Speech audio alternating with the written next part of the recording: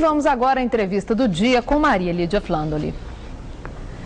A morte de Hugo Chávez, líder da Revolução Bolivariana, reeleito em outubro para um quarto mandato, envolve a Venezuela num clima de forte emoção e incertezas.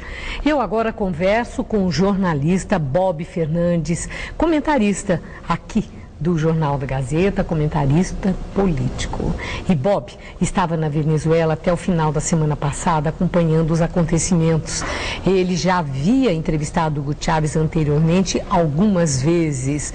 Bob, mais do que entrevistado, como você está escrevendo um livro sobre Hugo Chávez e você tem gravação de muitas horas de conversa com Hugo Chávez.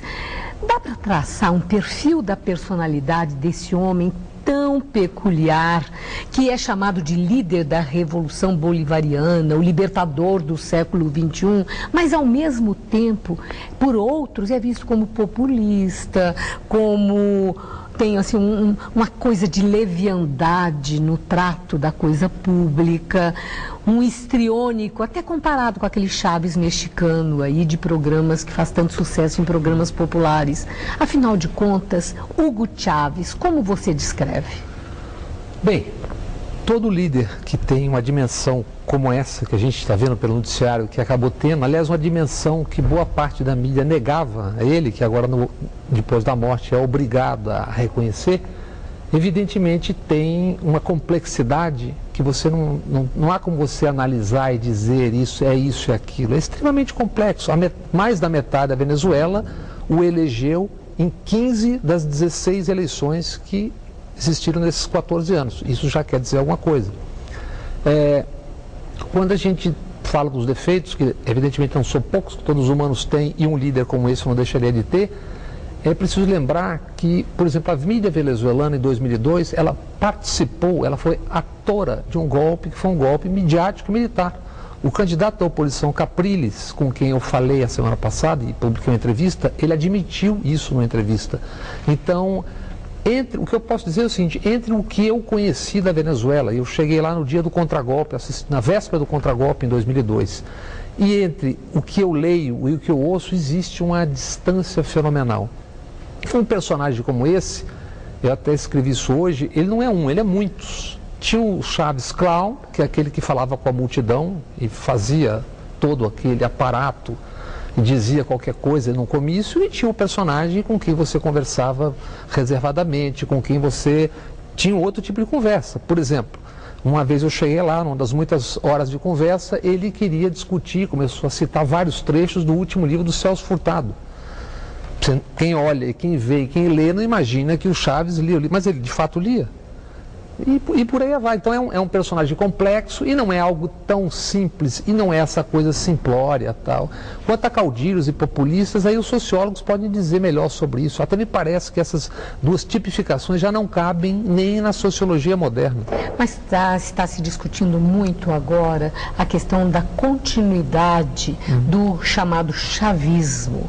Nós temos indicadores que haja sucessor que leve adiante aquela filosofia, maneira de governar e objetivos de programas sociais, porque afinal de contas Hugo Chávez fez uma transformação sim na Venezuela. Apareceu uma mudança nesse período todo em que ele presidiu o país. Olha, vou te dar só um número que eu ouvi a semana passada do ministro da Economia e de novo foi repetido numa entrevista publicada ontem pelo prefeito de Caracas e ex-vice-presidente, e não houve desmentido.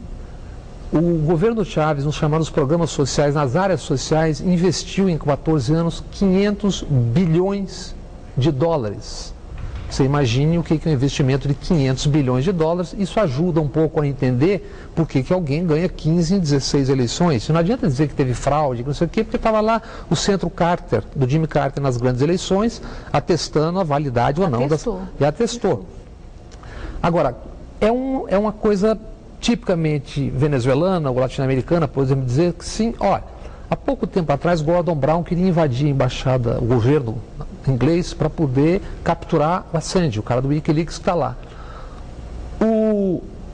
A Al Gore ganhou a eleição que o Supremo Tribunal lhe tirou do Bush.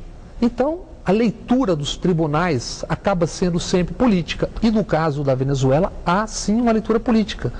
Porque, na verdade, de acordo com o artigo 233 da Constituição, deveria tomar posse o vice-presidente, ou desculpa, o presidente nacional da Assembleia Nacional, Diosdado Cabello, e convocar eleições.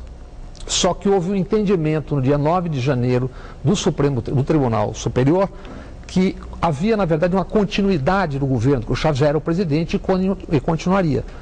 Valendo-se desse entendimento, dia 9, a procuradora-geral Cília Flores disse que não há necessidade, portanto, está convocada para daqui a 30 dias a eleição, 7 de abril. Quer dizer que há um respaldo constitucional para essa convocação de eleições no prazo de 30 dias, feita pelo vice-presidente Maduro? Assim como as decisões que o Supremo Tribunal toma no Brasil, toma nos Estados Unidos, toma na Inglaterra, há um respaldo constitucional que pode, evidentemente, ser contestado. Por exemplo, a Cília Flores, que tomou essa decisão, ela é apenas e tão somente procuradora-geral e mulher do senhor Nicolás Maduro. Por exemplo.